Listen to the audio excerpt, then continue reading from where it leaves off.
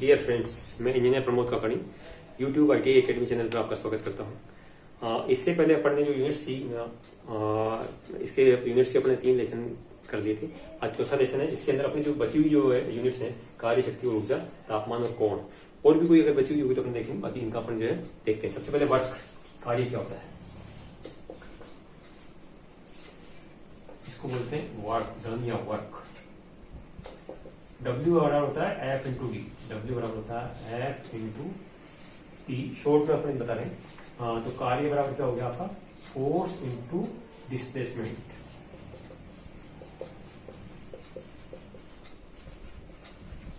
अर्थात बल इंटू विस्थापन को अपन कार्य करते हैं। मैं पूरा चैप्टर नहीं लूंगा, केवल आपको यहाँ समझा रहा हूं ताकि आपको ठीक है समझने में इजीली आए। देखो, बल की इकाई होती है आपका न्यूटन, विस्थापन की इकाई होती है मीटर, अर्थात कार्य की इकाई क्या बनी, न्यूटन मीटर। और 1 न्यूटन मीटर होता है, इसको बोलते हैं 1 जूल।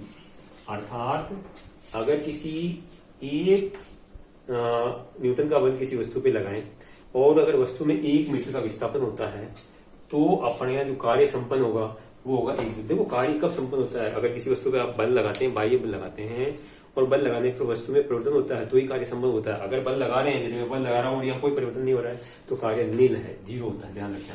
तो 1 न्यूटन मीटर को कहते हैं अपन 1 जूल। ये आपका जो जूल है ये आपका एम केस में भी आपका कार्य का यूनिट हो सकता है और एसआई में भी आपका, एसआई पद्धति में भी यही होगा, एम केस में भी यही होगा। फिर और अगर लें तो F into D, Newton metre, Newton का अपन ने जो एम केस वाला या एसआई वाला लिया, अगर मैं इसी की जगह दूसरा यूनिट ले लूं, डाइन, फोर्स की यूनिट ले लूं मैं, डाइन, डाइन नहीं बोलती, इसको डाइन लिखें, क्या लिखें, डाइन इंटू सेंटीमीटर। डिस्प्लेसमेंट की लिखता हूं सेंटीमीटर। तो 1 डाइन इंटू सेंटीमीटर, ये क्या लगता है आपका अर्ग। क्या कहता है, अर्ग। समझ में आ गया। तो अपने कार्य की इकाई होगी आपकी जूल, अर्ग, है ना। अब इन जूल और अर्ग में रिलेशन क्या है तो वो भी देख लो आप। 1 जूल बराबर होता है 10⁷ अर्ग। कैसे आया वो भी मैं बता दूं आपको। देखो, पहले अपन ने देखा था कि जो आपकी कार्य की इकाई थी न्यूटन मीटर थी। क्या थी, न्यूटन मीटर थी। अब इस 1 न्यूटन मीटर को मैं अगर किसमें ले जाऊं, डाइन सेंटीमीटर में। 1 न्यूटन में होते हैं 10⁵ डाइन होते हैं और 1 मीटर में होते हैं 10⁵2 सेंटीमीटर होते हैं, यानी कि 100। मैं गुणा करूंगा 10⁵5 को 10⁵2 से, तो ये हो जाएगी 10⁵7। गुणा में घातांक जुड़ती है तो ये हो गया 10⁵7। और डाइन इंटू सेंटीमीटर क्या हो गया, ये डाइन इंटू सेंटीमीटर। और डाइन इंटू सेंटीमीटर को कहते हैं अपन अर्ग। क्या कहते हैं, अर्ग। अर्थात 10⁵7 अर्ग हो गया किसके अंदर, 1 न्यूटन मीटर में। तो कार्य की इकाई क्या होगी, जूल, अर्ग। अब मैं ये तो हो गई आपकी जो है एमकेस और एसआई पद्धति में यूनिट होगी। इसके अलावा मैं केजी फोर्स जो आपकी जो ग्रेविटेशन यूनिट है इसके अंदर भी मैं अगर लूं तो इसकी इकाई बनती है 1 केजी फोर्स इंटू मीटर। ये भी आपका कार्य की इकाई है। इस और में अपने कर देते हैं कई बार ग्राम सेंटीमीटर, ग्राम सेंटीमीटर।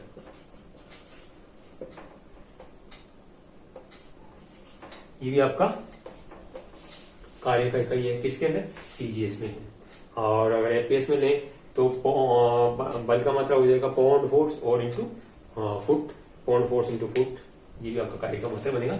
मतलब बल का इकाई को आपने विस्थापन की इकाई से गुणा करेंगे, यानी कि बल की जो इकाई है आपका, बल की इकाई है या तो न्यूटन डाइन पाउंडर, या अपन दूसरा लें तो बल की इकाइयां हैं केजी फोर्स, ग्राम फोर्स या पाउंड फोर्स। शक्ति क्या होती है, कार्य करने की दर को शक्ति कहते हैं। अर्थात कार्य अपॉन समय, कार्य करने की दर, कार्य को समय का भाग दे दिया, शक्ति आ गई। कार्य की यूनिट थी जूल, समय की यूनिट थी सेकंड, और जूल पर सेकंड को कहते हैं वाट। क्या कहते हैं, वाट। 1 जूल पर सेकंड बराबर होता है 1 वाट। तो एक तो वाट आपका इसका शक्ति का यूनिट हुआ, या अपन कहीं जूल पर सेकंड भी इसका शक्ति का यूनिट हुआ, या अर्ग पर सेकंड भी शक्ति की यूनिट हुई। अब जो स्टैंडर्ड जो अपन जो है शक्ति की यूनिट और काम में लेते हैं वो है, देखो मैं लिख देता हूं आपको, हॉर्स पावर दोनों प्रकार, मैट्रिक और ब्रिटिश।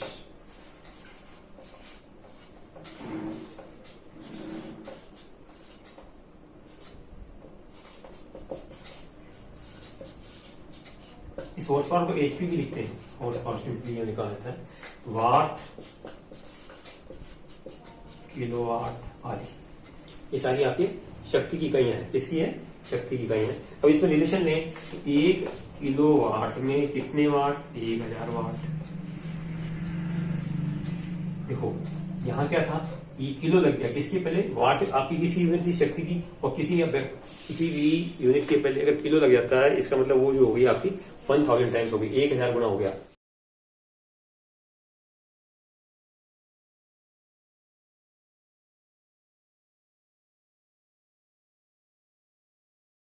ये आपके 735 और 746, 735 भी थे और 746 भी थे।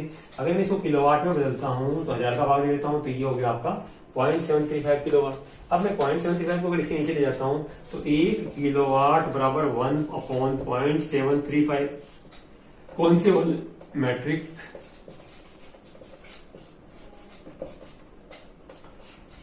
वन में 0.735 का जो भाग देंगे कितना बना है? 1.36 मैट्रिक हॉर्स पावर। इसी प्रकार अगर मैं दूं कि ब्रिटिश में, तो ब्रिटिश में क्या हो जाएगा, ये 746 वाट होता था, तो ये 0.746 हो जाएगा। इसका मतलब है कि 1 किलोवाट बराबर 1/0.746 ब्रिटिश हॉर्स पावर।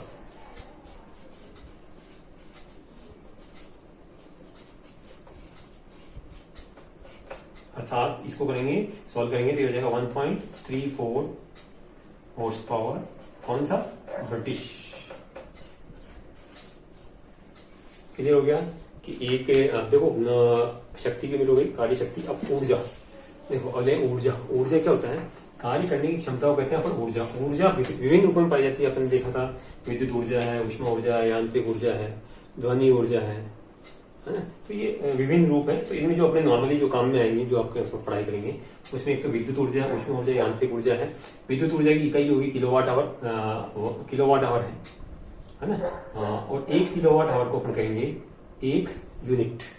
और ऊष्मा ऊर्जा जो होगी, जिसको अपन हीट एनर्जी कहेंगे, उसकी कैलोरी होगी।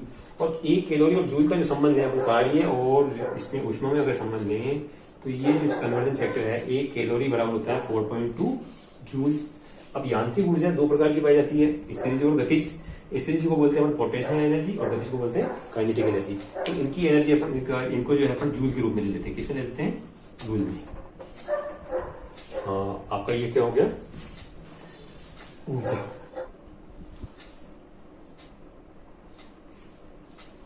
देखो तापमान का जो है ना आपका बहुत इजी है। अगर आपको यहाँ समझ में आ जाता है तो आप तापमान से रिलेटेड आपके एग्जाम में, अपने आईटीआई में भी सवाल आता है, और जो 10th लेवल का जो भी कंपटीशन उसमें भी आपका एग्जाम में सवाल आता है। तो देखो क्या है, टेम्परेचर में अपन टेम्परेचर को, तापमान को किस में नापते हैं? डिग्री में नापते हैं।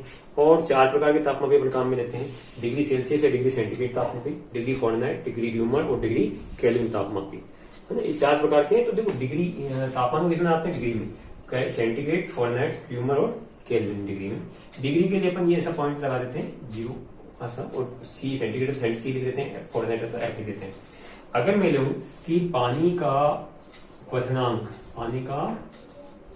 क्वथनांक, जिसको मैं लिख दूं कि boiling point of water BP, और ये melting point of ice MP of ice, अर्थात बर्फ का गलनांक, या जहां गए कि पानी का हिमांक। तो बर्फ का गलनांक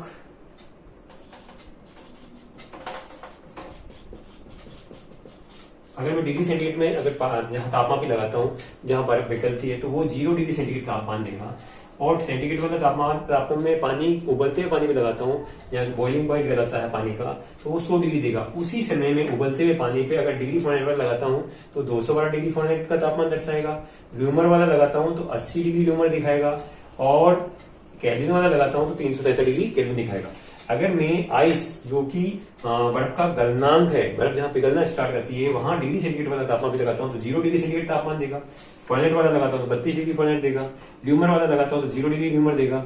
और केल्विन वाला लगाता हूं तो 273 डिग्री केल्विन देगा। इसका मतलब है कि एक रिलेशन तो आपका क्या बन गया?